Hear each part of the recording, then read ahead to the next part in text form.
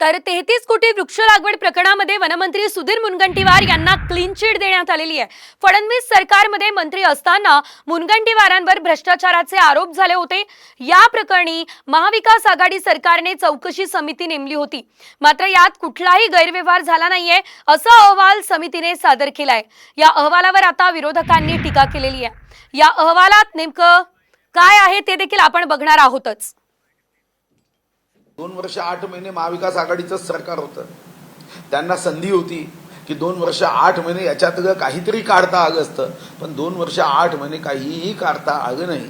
आणि आता मात्र तो अहवाल जो आहे तो जनतेसमोर दिला। मी जनतेला सुद्धा आवाहन करेन की आंदोलन थांबता कामा नये। या सरकारच्या काळात अशा सत्ताधारी पक्षाच्या कोणत्या माणसावर कारवाई झाली दाखवावं।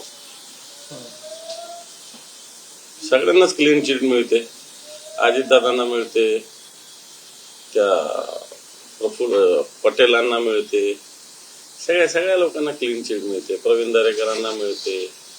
आता ही एक क्लीन चिट त्याला। त्यांचं मशीन पण चांगलं आहे, त्याची वॉशिंग पावडर पण चांगली आहे। निरमा वॉशिंग पावडर तसं बीजेपी वॉशिंग पावडर एकदम दूध की सफेदी, काय बोलायचं। काय आहे ते देखील आता आपण बघूयात। कुठलीही अनियमितता किंवा गैरव्यवहार झालेला नाही।